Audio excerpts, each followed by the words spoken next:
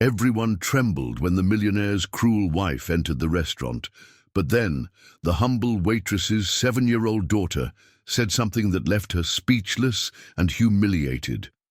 Before we dive into the story, drop a comment below and tell us where you're watching from. Enjoy the story.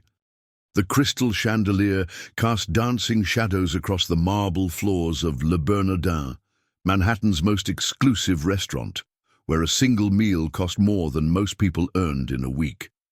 But tonight, the usual symphony of clinking champagne glasses and hushed conversations was about to be shattered by a voice that could freeze blood. "This salmon is disgusting!" The shriek pierced through the elegant atmosphere like nails on a chalkboard. Victoria Hawthorne, wife of tech billionaire Marcus Hawthorne, stood at table 7, her perfectly manicured finger pointing at her barely touched plate like it contained poison.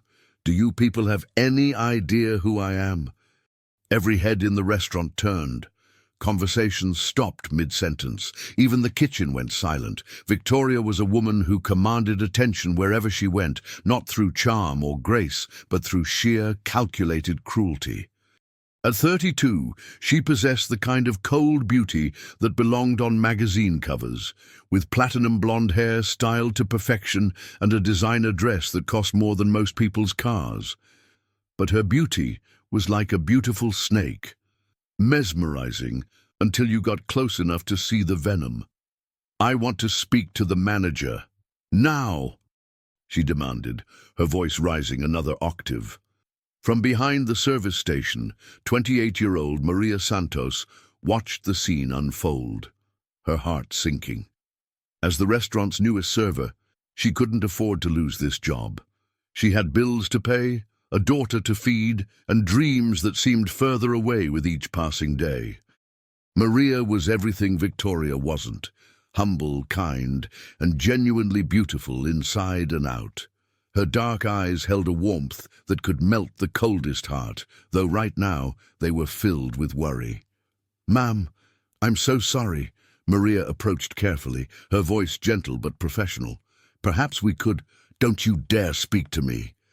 Victoria's eyes blazed with fury as she sized up the young Latina woman. "I specifically requested someone who could actually understand proper service. Get me someone who speaks English as their first language." The racist comment hit Maria like a physical blow, but she maintained her composure. Around them, other diners shifted uncomfortably, some pulling out their phones. This was exactly the kind of scene that went viral within hours. Marcus Hawthorne sat silently at the table, his weathered face showing neither surprise nor embarrassment at his wife's behavior. At 55, the tech mogul had built his fortune on innovation and ruthless business practices, but he'd also built a reputation for turning a blind eye to his wife's increasingly cruel behavior. Some whispered he was afraid of her. Others said he simply didn't care anymore. Victoria wasn't finished. Wasn't. She grabbed her wineglass and, with deliberate malice, accidentally knocked it over, sending expensive Bordeaux cascading across the white tablecloth and onto the floor. "Oops," she said with a cold smile. "Looks like you'll have to clean that up too. Try not to break anything. I know your type isn't exactly known for being careful." Maria knelt to clean the spill, her face burning with humiliation. This wasn't the first time she'd faced such treatment, but it never got easier. As she worked, she caught sight of a small face peering around the corner from the restaurant's family section, her 7-year-old daughter, Ruby. Ruby Santos was supposed to be doing homework at the small table near the kitchen where Maria could keep an eye on her during the evening shift. But the commotion had drawn the curious little girl closer. She stood there in her simple school dress, her hair in neat braids, watching the scene with intelligent dark eyes that seemed far too knowing for a 7-year-old. "And another thing," Victoria continued, her voice growing louder and more vicious, "restaurants like this shouldn't allow staff to bring their children to work. It's unprofessional and, frankly, disturbing." That's when something shifted in the air. Ruby stepped forward, no longer content to watch from the shadows. The little girl walked with quiet confidence toward the table where Victoria stood like a queen holding court over her subjects. "Excuse me, miss," Ruby said, her small voice clear and sweet, cutting through Victoria's rant like sunshine through storm clouds. Victoria whirled around, her face contorting with disgust. "What are you doing here?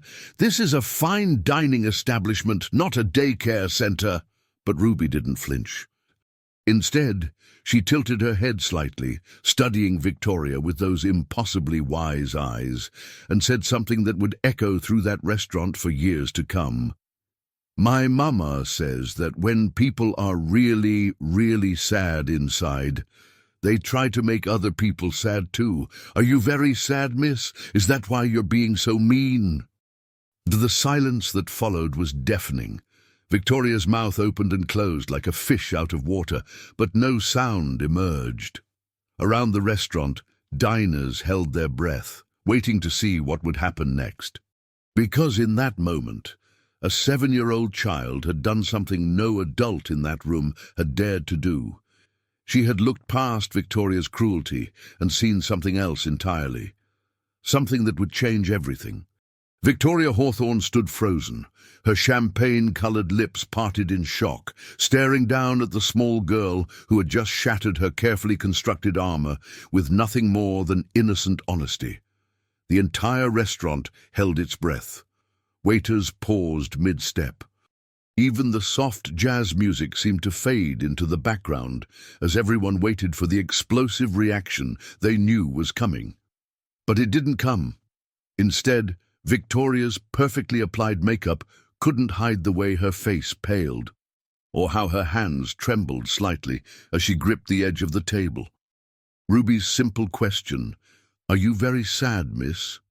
had hit something deep, something Victoria had spent years burying under designer clothes and cruel words.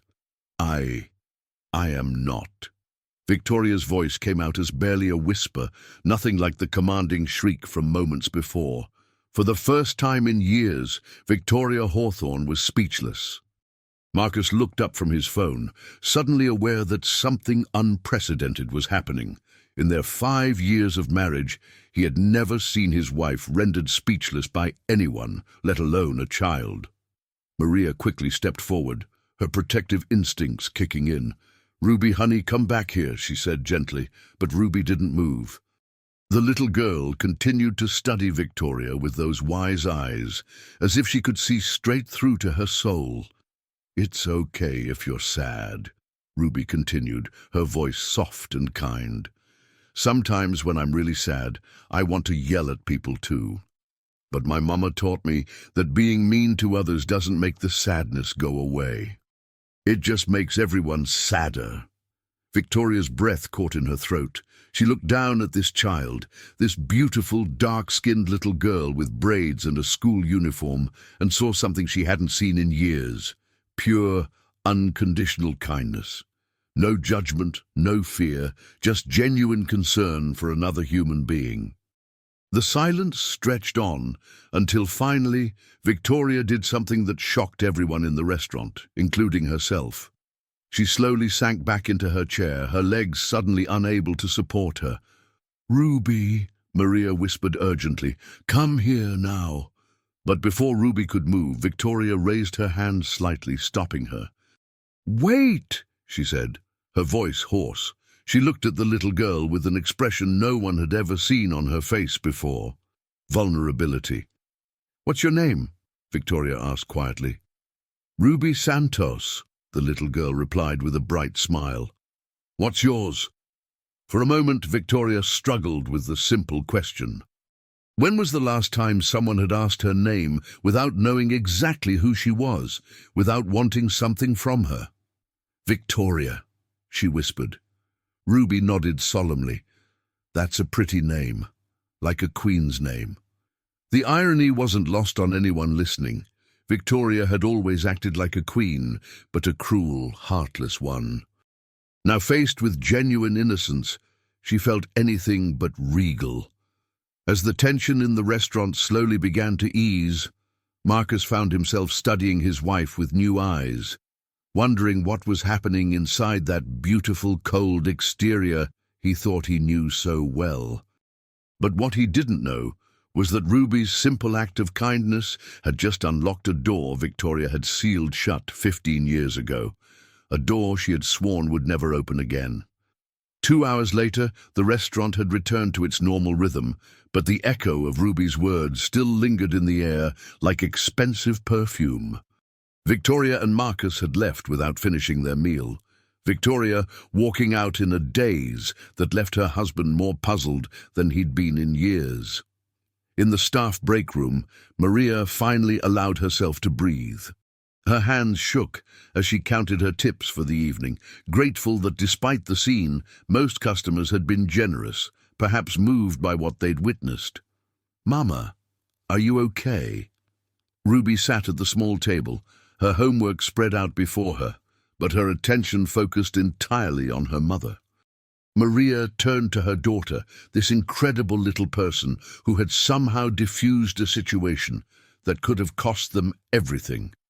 "Ruby, baby, what you did out there, that was very brave, but also very dangerous. That woman could have what, Mama?" Ruby's eyes were wide with genuine curiosity. She was just sad. Really, really sad. I could see it in her eyes, the same way Mrs. Peterson looks when she talks about her husband who died. Maria sat down beside her daughter, marveling at this child's ability to see past surfaces to the heart of things. Ruby had always been special, even as a baby. While other children her age were focused on toys and games, Ruby noticed when people were hurting. She'd comfort crying classmates, leave flowers on their elderly neighbor's doorstep, and somehow always knew exactly what to say to make someone feel better. "How do you do that, sweetheart? How do you always know?" Ruby shrugged, as if her gift was the most natural thing in the world. "I don't know, I just feel what they feel. That lady, Victoria, she feels empty inside, like when you're really hungry, but nothing tastes good anymore." Maria felt tears prick her eyes. Sometimes she forgot that Ruby was only 7 years old. The wisdom that came from her daughter's lips often left Maria breathless with wonder and worry in equal measure. "Mama, why was she so mean to you?" Ruby's question was asked without anger, just genuine puzzlement. Maria chose her words carefully. "Some people, baby, they get hurt so badly that they forget how to be kind. They build walls around their hearts to protect themselves, but those walls also keep out all the good things, like love and friendship and joy. Like the wall around the castle in my fairy tale book? Exactly like that. But you know what happened to the wall around the castle in your book?"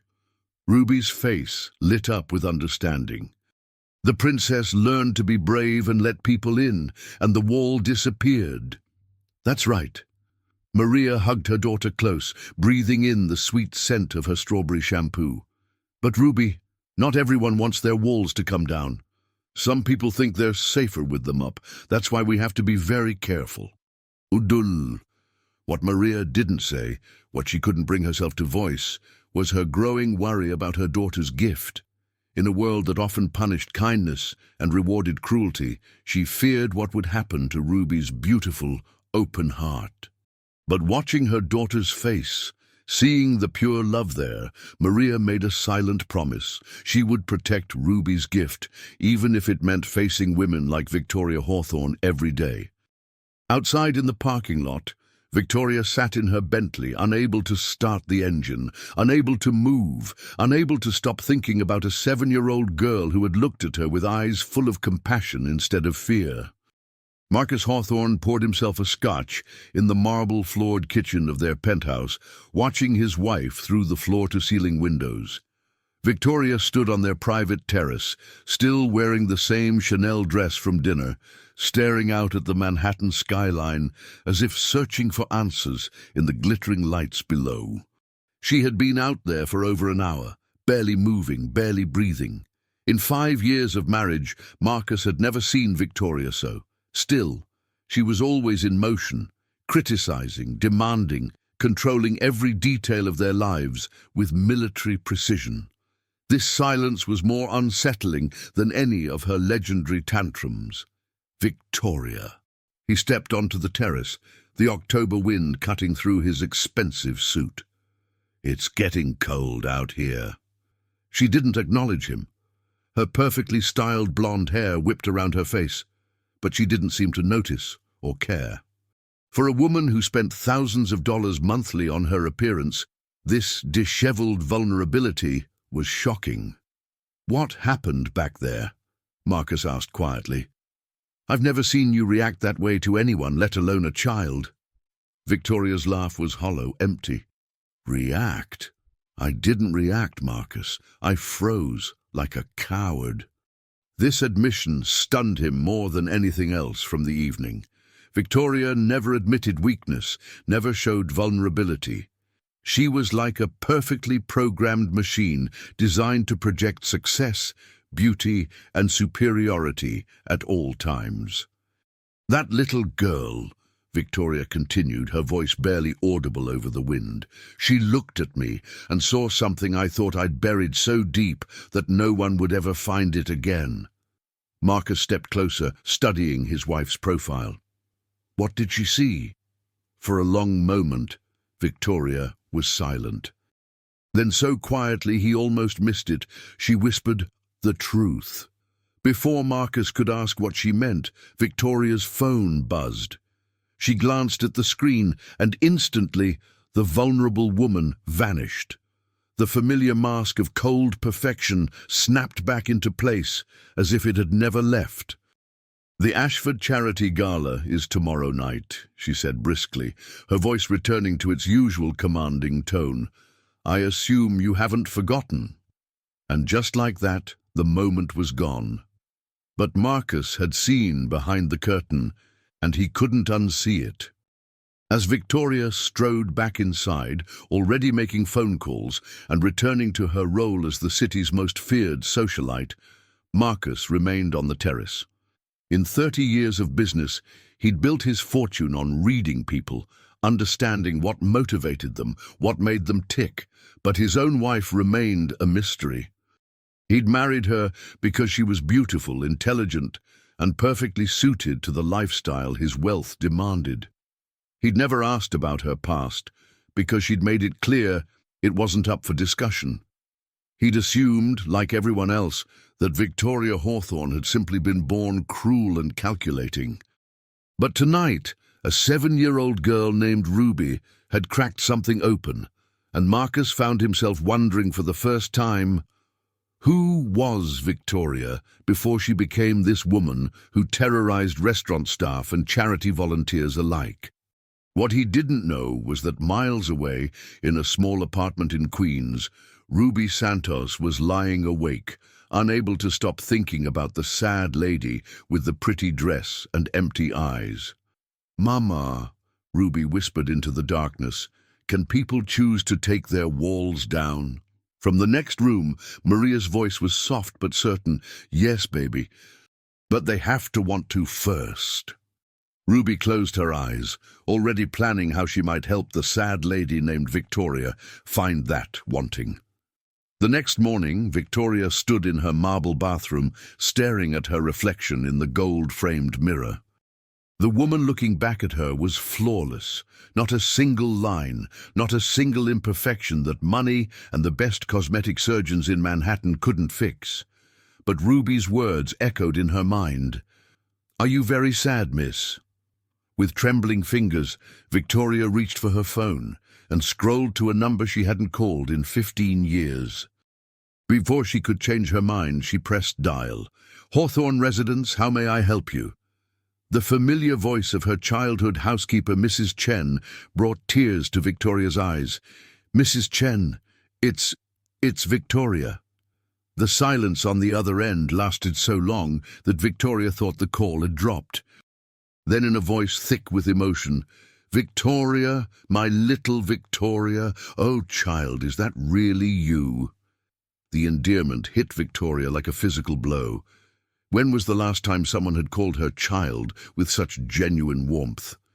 "Yes, it's me. Is she still alive?" "Your grandmother." "Oh, honey, Yes. She's 91 now, but still sharp as a tack, still asks about you every single day. Victoria's hand flew to her mouth, stifling a sob. She does. Child, she never gave up hope that you'd come home. Even after all these years, she sets a place for you at Sunday dinner, just in case. Victoria closed her eyes, remembering Sunday dinners at her grandmother's small house in Queens, the same neighborhood where Maria and Ruby lived now, though Victoria didn't know that yet. She remembered the smell of homemade bread, the sound of laughter, the feeling of being loved unconditionally. That was before her parents died in the car accident, before the money, before she learned that everyone wanted something from her, and the only way to protect herself was to make sure no one could get close enough to hurt her. Mrs. Chen, I made mistakes, so many mistakes. Oh, sweetheart, your grandmother knows that. She always said you'd come back when you were ready, when the hurt had healed enough. But that was just it. The hurt hadn't healed. Victoria had simply built walls around it, higher and thicker each year, until she'd become someone she didn't recognize. Someone who could be cruel to a hard-working mother just trying to make a living. Someone who had forgotten what kindness looked like until a 7-year-old girl showed her. I don't know if I remember how to be her granddaughter anymore, Victoria whispered. Child, love doesn't forget.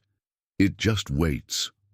After ending the call, Victoria sat on her bed for over an hour, memories flooding back.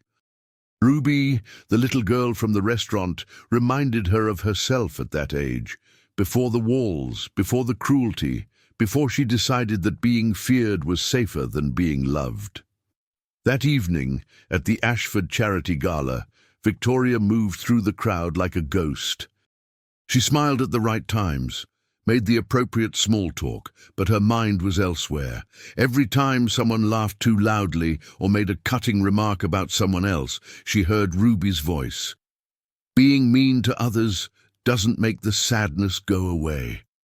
Victoria, darling. Priscilla Ashford approached with her usual predatory smile. I heard about your little scene at Le Bernardin last night. How deliciously dramatic. I hope you had that server fired immediately. Victoria stared at Priscilla, seeing her clearly for the first time. Here was another woman behind walls, using cruelty as armor, just as Victoria had done. But tonight, Victoria couldn't find the energy to play the game. No, Victoria said quietly, I didn't. Priscilla's carefully sculpted eyebrows shot up. No, but surely you can't let that kind of service slide. These people need to learn their place. These people? Victoria's voice was dangerously quiet. You mean hard-working mothers trying to provide for their children? The crowd around them began to take notice of the conversation. Victoria Hawthorne defending a server. This was unprecedented. Victoria, are you feeling all right? Priscilla's concern was clearly fake, but her confusion was genuine. Actually, Victoria said, loud enough for the surrounding group to hear, I think I'm starting to feel better than I have in years. Victoria's hands shook as she stood outside the small house in Queens, the same house where she'd spent the happiest years of her childhood. The garden was exactly as she remembered. Roses climbing the white picket fence, vegetables growing in neat rows, wind chimes singing in the afternoon breeze. She'd been standing there for 20 minutes, unable to take the final steps to the front door. What if her grandmother had changed? What if the woman who had raised her with such love and patience had finally given up hope? The decision was taken from her when the front door opened and a tiny, silver-haired woman stepped onto the porch. Even at 91, Grandma Rose moved with purpose, her back straight and her eyes bright with intelligence. Victoria Marie Hawthorne, Rose said, her voice carrying the same gentle authority Victoria remembered. Are you going to stand on my sidewalk all day, or are you coming in for tea? Victoria's composure cracked completely. Tears streamed down her face as she ran up the path like the little girl she'd once been. Rose's arms opened to receive her, And for the first time in 15 years, Victoria felt truly safe. "I'm so sorry, Grandma. I'm so sorry for everything." Rose held her granddaughter close, stroking her hair. "Shh, my darling girl. You're home now. That's all that matters." They sat in the kitchen that held 1,000 memories, Rose's weathered hands holding Victoria's manicured ones. The contrast was stark. Youth preserved by money versus age, earned through love and wisdom. "Tell me about her," Rose said gently. "This little girl who helped you find your way back to me." Victoria had called that morning, needing to tell someone about Ruby, about the way a child's simple kindness had shattered years of carefully constructed defenses. "Grandma, she looked at me the way you used to, like she could see past all the ugly things I'd become to something worth saving.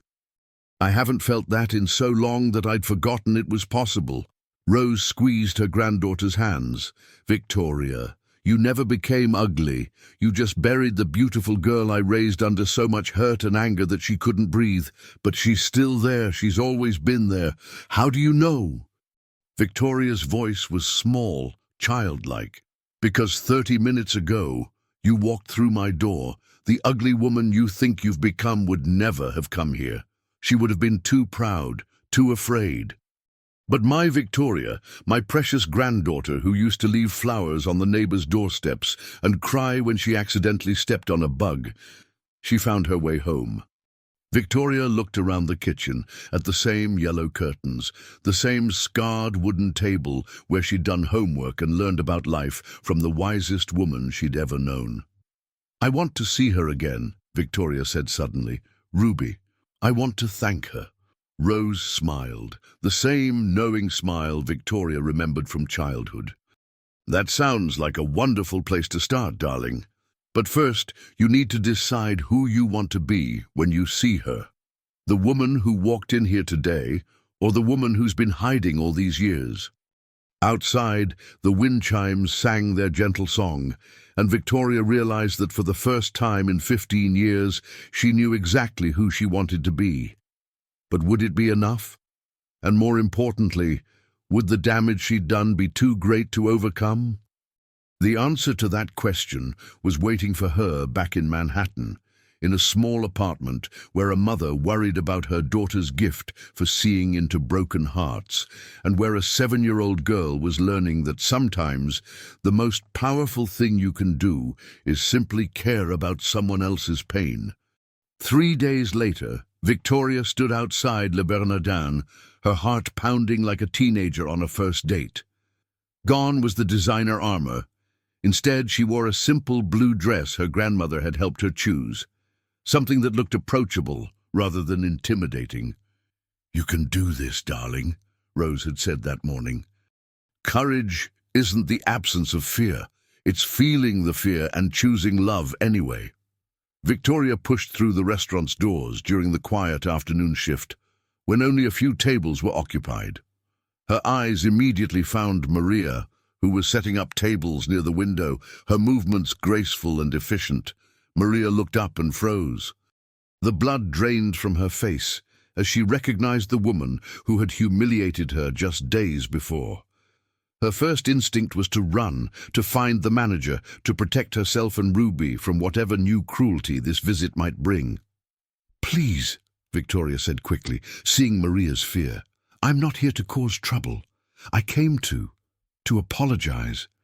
The words hung in the air between them. In the background, other staff members noticed Victoria's presence and began whispering among themselves. The Queen of Cruelty didn't apologize. She conquered. Maria straightened her shoulders, drawing on the same inner strength that had carried her through years of struggle. "Ma'am, if you're here about your meal the other night, the manager can—" "No." Victoria's voice cracked slightly. "I'm here about my behavior, about the terrible things I said to you, about the way I treated you in front of your daughter." Maria's eyes widened. An apology was the last thing she'd expected. "I was cruel and racist and completely inexcusable," Victoria continued, the words tumbling out like a dam had burst. There's no explanation that makes it okay, no excuse that justifies it. I came here to tell you that I'm sorry and to ask if there's anything I can do to make it right." The restaurant around them had gone completely silent. Other patrons openly stared, phones discreetly recording what might be the apology of the century. Maria studied Victoria's face, searching for signs of manipulation or hidden agenda. What she saw instead was genuine remorse and something she recognized all too well, the look of someone carrying unbearable shame. "Why?" Maria asked quietly. "Why now?" Victoria's answer came without hesitation. "Because your daughter saw something in me that I thought was dead. She reminded me of who I used to be before I let pain turn me into someone I don't recognize anymore." At that moment, Ruby emerged from the kitchen area where she'd been doing homework. She'd been listening, and now she walked slowly toward the two women, her young face serious but unafraid. "Hi, Victoria," Ruby said simply, as if greeting an old friend. Victoria knelt down to Ruby's eye level, her designer dress forgotten. "Hi, Ruby. I came to say I'm sorry. I was very mean to your mama, and that was wrong." Ruby nodded solemnly. "It's okay. People make mistakes when they're hurting inside. Are you feeling better now?" The simple forgiveness of a child nearly undid Victoria completely. "I'm trying to be," she whispered. "Good," Ruby said with a bright smile. "Being sad is really hard work. Being happy is much easier." And in that moment, watching her daughter's natural compassion work its magic once again, Maria made a decision that would change all their lives. "Would you like to sit down?" she asked Victoria. "I'm about to take my break." An hour later, Victoria, Maria, and Ruby sat in a corner booth sharing apple pie and stories. Victoria had listened, truly listened, as Maria talked about her dreams of opening her own catering business, her struggles as a single mother, and her amazement at Ruby's gift for seeing into people's hearts. "She's always been special," Maria said, watching Ruby color in a book Victoria had bought from the restaurant's gift shop. "Even as a baby, she could calm crying children just by being near them. It's like she can feel what others feel." Victoria studied the little girl who was humming contentedly while she worked. "Ruby, can you really tell when people are sad?" Ruby looked up with those wise eyes. "Not just sad. I can feel when people are angry or scared or lonely too. Sometimes it makes my tummy hurt when people feel really bad things." "Doesn't that make you want to stay away from them?" Victoria asked gently. "No," Ruby said matter-of-factly. "It makes me want to help them feel better, like when someone has a hurt arm, you don't run away from them. You help them fix it." Victoria felt tears prick her eyes. This child possessed more wisdom than most adults she knew. "What do you feel when you look at me now?" Ruby tilted her head, studying Victoria with the intensity of a young scientist. "You feel lighter, like someone took heavy rocks out of your backpack. But there's still some rocks left." The accuracy of that observation took Victoria's breath away. She did feel lighter after visiting her grandmother, after finally saying the apology she'd needed to give. But Ruby was right. There were still heavy rocks in her emotional backpack. "Ruby," Maria said gently, "why don't you go wash your hands? We should be getting ready to go soon." After Ruby skipped away, Maria turned to Victoria with a serious expression. "Can I ask you something?" "Of course." "That night, when you were so cruel, was that really who you are, or was that who you've become?" Victoria was quiet for a long moment, considering the question. "I don't know anymore," she admitted. "I've been that person for so long that I'm not sure where the real me ends and the mask begins. But your daughter, she saw something in me that even I had forgotten existed." "What happened to you?" Maria asked gently. "What hurt you so badly that you felt like you had to hurt others?" Victoria looked around the restaurant, at the families sharing meals, at the staff moving with purpose and pride. This was the world she'd lost when her parents died, the world of genuine human connection. "I lost my parents when I was 17, Victoria said quietly. "Suddenly everyone wanted to be my friend, but only because of the inheritance. I learned that money made people pretend to love you, and I decided it was safer to make them fear me instead." Maria nodded slowly. "I understand loneliness. After Ruby's father left when she was 2, I thought I'd never trust anyone again. But Ruby taught me something important. You can't protect yourself from pain by hurting others. You just spread the pain around." When Ruby returned, she climbed back into the booth and surprised both women by reaching across the table to take Victoria's hand in her small one. "I think you're going to be okay," Ruby announced with certainty.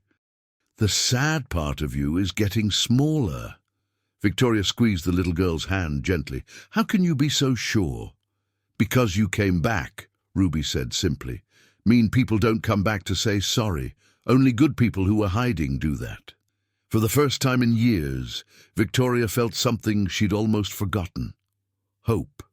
Word traveled fast in Manhattan's elite circles.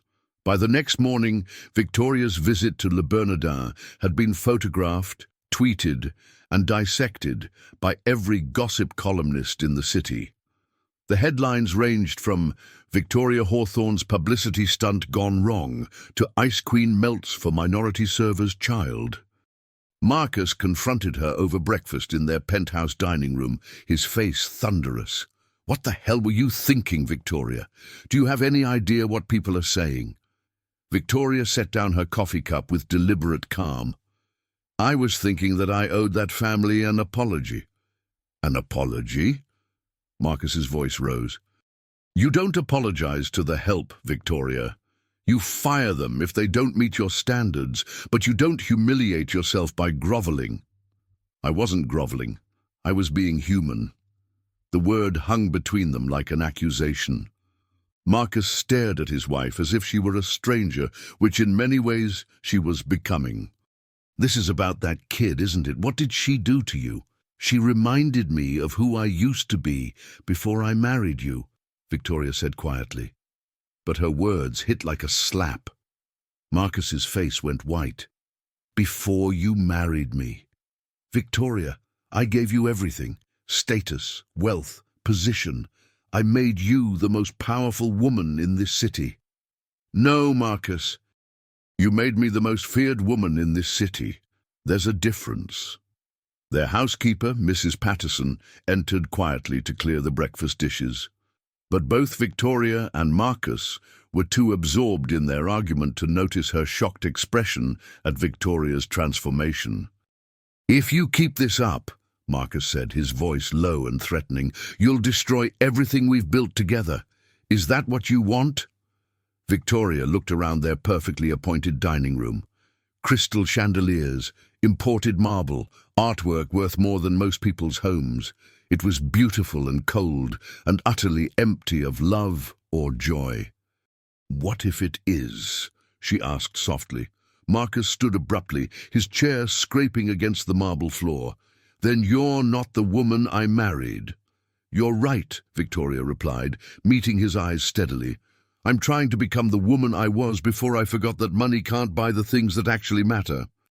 After Marcus stormed out, Victoria sat alone in their dining room, thinking about Ruby and Maria's small apartment that she'd never seen, but somehow knew was filled with more love than this penthouse had ever contained.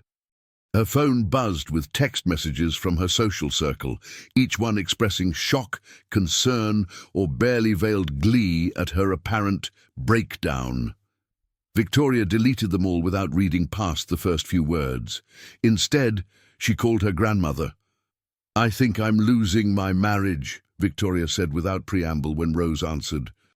"Are you losing something worth keeping?" Rose asked gently. Victoria considered the question seriously. "I don't think we ever really had a marriage, Grandma. We had a business arrangement disguised as love." "Then maybe it's time to discover what real love looks like," Rose suggested. starting with learning to love yourself again. That afternoon, Victoria drove to Queens, not to her grandmother's house this time, but to the neighborhood where Maria and Ruby lived. She didn't have their address, but she found herself walking the tree-lined streets, wondering what it would be like to live simply, to choose connection over image, love over fear. She was so lost in thought that she almost walked past the small playground where a familiar voice called out, "Victoria!" Ruby was on the swings, her school uniform slightly rumpled, her face bright with genuine joy at seeing Victoria again. Maria sat on a nearby bench, reading a book while keeping one eye on her daughter. "What are you doing in our neighborhood?" Ruby asked as she ran over, her question curious rather than suspicious. Victoria knelt down to Ruby's level, feeling more comfortable with this gesture each time. "I was thinking about what you said yesterday. About feeling lighter. I wanted to see where you and your mama live." "Want to see my favorite place?" Ruby asked eagerly. "It's right here."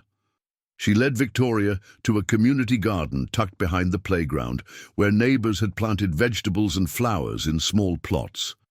It reminded Victoria of her grandmother's garden, of a time when happiness came from simple things, like tomatoes grown with love and care. "Isn't it beautiful?" Ruby asked, her face glowing with pride. "Mrs. Garcia lets me help her water the plants sometimes." Looking at this small patch of beauty maintained by working people who had so little but gave so much, Victoria realized she'd been living in the wrong world entirely. But the question remained, was it too late to find her way into the right one? 2 weeks later, Victoria had established a routine that would have shocked anyone who knew her. Every Tuesday and Thursday, she volunteered at the community center in Ruby and Maria's neighborhood, helping serve lunch to elderly residents. It was there, on a rainy Thursday afternoon, that her world shifted on its axis once again. She was ladling soup when she overheard 2 elderly women talking at a corner table. "That little Santos girl is something special," one was saying. "Yesterday, she sat with Mrs. Kim for 2 hours while she cried about her late husband. Just 7 years old, but she has an old soul. Reminds me of another little girl I used to know," the second woman replied. "Same gift for seeing into people's hearts. Same way of making everyone feel loved." Victoria's hand stilled on the ladle. Something in the woman's tone made her look over. The second woman was Mrs. Chen, her grandmother's former housekeeper, now in her 70s but still sharp-eyed and observant. Their eyes met across the room, and Mrs. Chen's face broke into a knowing smile. After the lunch service, Mrs. Chen approached Victoria with a manila envelope in her weathered hands. "Your grandmother asked me to give this to you when I thought you were ready," Mrs. Chen said gently. "I think that time might be now." Inside the envelope were photographs, dozens of them, spanning Victoria's childhood. But these weren't the formal portraits that lined the walls of her penthouse. These were candid shots of a little girl with bright eyes and a radiant smile, always surrounded by other children, always helping someone. Victoria at age 6, comforting a crying neighbor boy. Victoria at 8, organizing a lemonade stand to raise money for a classmate's sick mother. Victoria at 10, reading stories to children at the local library. At the bottom of the stack was a letter in her grandmother's careful handwriting. "My dearest Victoria, if you're reading this, it means you found your way back to the girl in these pictures. This is who you really are. Not the frightened, angry woman you became after your parents died, but the loving, compassionate soul you were born to be. I saved these pictures because I knew someday you'd need proof that your kindness was real, that your gift for loving others was genuine, the same gift I see in little Ruby Santos. You and that child are more alike than you know, my darling. She has the same heart you had at her age, the same ability to see past people's masks to their true selves, the same courage to love, even when love might hurt. Don't waste any more years hiding from who you are. The world needs your light. All my love, Grandma Rose." Victoria's hands shook as she looked through the photos again. She saw herself in Ruby, not just the kindness, but the fearless way she approached people others might find intimidating, the way she seemed to know exactly what someone needed to hear. But there was something else, something that made Victoria's blood run cold. In several of the photos, she was playing with children from the neighborhood, and in the background, barely visible, was a young woman who looked remarkably like Maria. The same gentle eyes, the same warm smile, the same grace in her movements. Victoria's heart began to race. Could it be possible?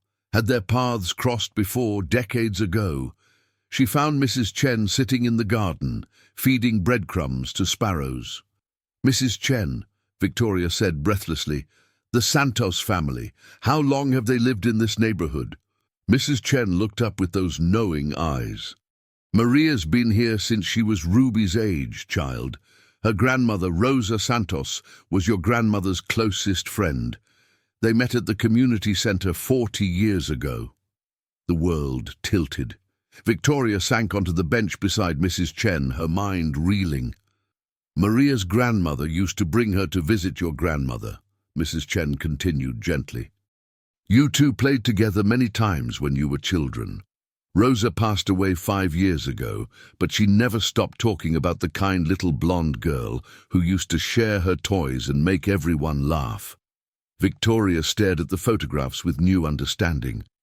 The young woman in the background wasn't just someone who looked like Maria, it was Maria's mother.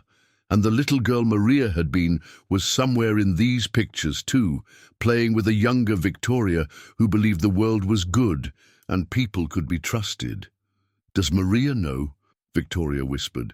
"I don't think she remembers," Mrs.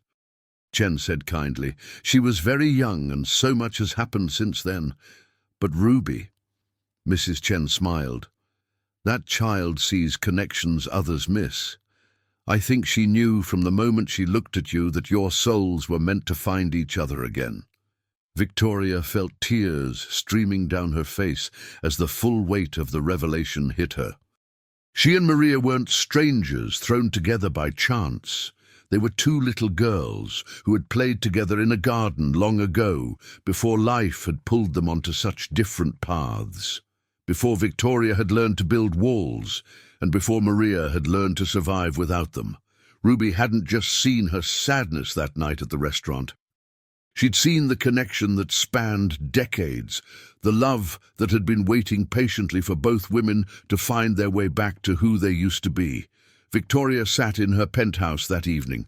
The photographs spread across the marble coffee table like puzzle pieces finally forming a complete picture.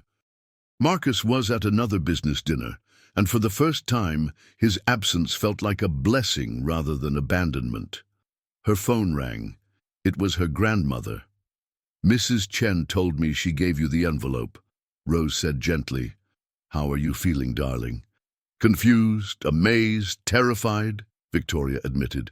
"Grandma, did you know? About Maria and Ruby?" "I suspected," Rose said. "When you told me about the little girl who showed you such kindness, something in my heart recognized the description.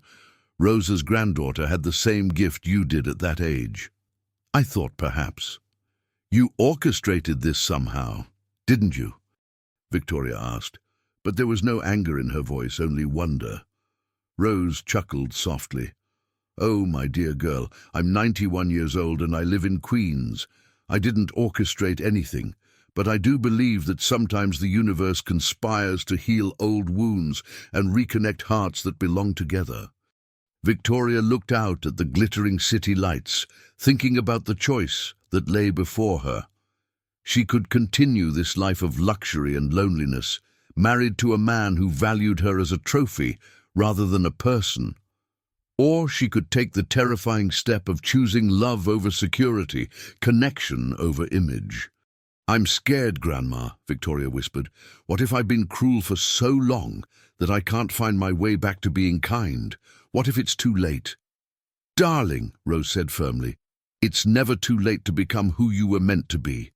But you have to choose it every day. You have to choose love over fear, kindness over cruelty, connection over isolation." After hanging up, Victoria walked through her penthouse, really seeing it for the first time in years. Every room was perfect, cold, empty. No children's laughter had ever echoed through these halls. No friends had ever gathered around the dining table for casual meals. No real joy had ever lived within these walls. She thought about Maria's small apartment, which she still hadn't seen, but somehow knew was filled with the warmth this penthouse lacked. She thought about Ruby's bright smile, about community gardens and soup kitchens, and the fierce love between a mother and daughter who had so little money but so much heart. Her phone buzzed with a text from Marcus. "The Pemberton deal is finalized. Dinner ran late. Don't wait up." Victoria stared at the message, realizing she couldn't remember the last time Marcus had asked about her day, her thoughts, her dreams. When had they stopped being partners and become strangers sharing a beautiful prison? She picked up one of the childhood photographs, herself at age 7, arms around a shy little girl with dark hair and kind eyes. Maria. They'd been friends once, before the world taught them to see differences instead of similarities. Victoria made her decision. She began to pack, not her designer clothes and expensive jewelry, but the few things that actually mattered. The photographs, letters from her grandmother, a simple necklace her mother had given her before the accident. Tomorrow, she would tell Marcus she was leaving. Tomorrow, she would start the process of becoming Victoria again instead of Mrs. Hawthorne. Tomorrow, she would find out if it was possible for two little girls who'd played together in a garden long ago to become friends again as women. But tonight, for the first time in 15 years, Victoria Hawthorne fell asleep, feeling genuinely hopeful about her future. 6 months later, Victoria stood in the community garden where Ruby had first shown her what real beauty looked like. Her hands were dirty from planting tomatoes, her simple jeans and t-shirt a far cry from the designer armor she used to wear. But her smile, genuine and radiant, was the same one from those childhood photographs. "The seedlings are looking strong," Maria said, kneeling beside her in the rich soil. The friendship between the two women had bloomed slowly, carefully, built on shared work at the community center and countless conversations over coffee while Ruby played nearby. "I still can't believe I forgot," Maria said softly, brushing dirt from her hands. "When Mrs. Chen showed me those old pictures last month, it all came flooding back. You taught me how to braid friendship bracelets. We built that fairy house out of sticks and leaves." Victoria laughed, the sound light and free. "You were the one who taught me that sharing made everything more fun. Even then, you had this way of making everyone feel included. And you," Maria smiled, "you were the bravest little girl I ever met. You stood up to Tommy Morrison when he was bullying the smaller kids, remember?" "Some things never change," Ruby piped up from where she was carefully watering marigolds. "Victoria still stands up to bullies." She told off Mr. Pemberton at the fundraiser last week when he was being mean to the volunteers. Victoria's divorce from Marcus had been swift and surprisingly amicable once she'd refused to take any of his money beyond what legally belonged to her from before their marriage. He'd kept the penthouse, the Bentley, the lifestyle of cold perfection. Victoria had taken her freedom. "Speaking of the fundraiser," Victoria said, pulling an envelope from her pocket, "I have something for you." Maria opened it to find a business license and the keys to a small storefront. "Victoria, what is this?" "Your catering business," Victoria said, her eyes bright with excitement. "The space is yours, rent-free for the first year. I know you've been saving every penny, but dreams shouldn't have to wait for perfect circumstances." Maria's eyes filled with tears. "I can't accept this. It's too much." "It's not nearly enough," Victoria said firmly. "You gave me back myself, Maria. You and Ruby showed me that the person I thought I'd lost was still there, just waiting to be remembered." Ruby dropped her watering can and ran to hug both women. "Group hug!"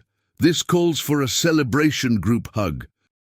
As they laughed and embraced in the garden, surrounded by plants they'd grown together with patience and love, Victoria felt something she'd almost forgotten existed: complete contentment. "Mama," Ruby said thoughtfully, "remember when I first met Victoria and I said she was very sad?" "I remember, baby." "Well, now when I look at her, I don't see sad anymore. I see happy and grateful and sparkly." "Sparkly?" Victoria and Maria asked in unison. "Yeah," Ruby nodded seriously.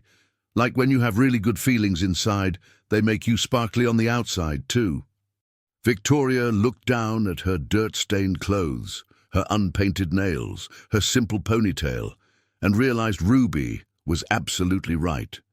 She did feel sparkly, glowing from the inside out with a joy she'd never experienced in all her years of designer clothes and expensive jewelry. "You know what the best part is?" Victoria said, putting an arm around each of her friends. "I finally understand what my grandmother always tried to tell me. Love multiplies when you share it. The more you give away, the more you have."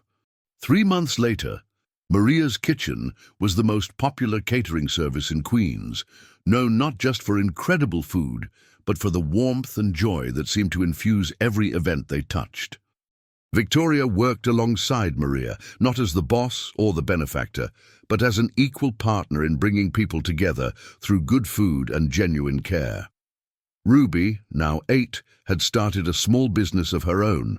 She made friendship bracelets and sold them at the farmer's market, donating half the proceeds to help other families in need. Her gift for seeing into hearts had only grown stronger, and she'd become known throughout the neighborhood as the little girl who could make anyone feel better just by talking with them.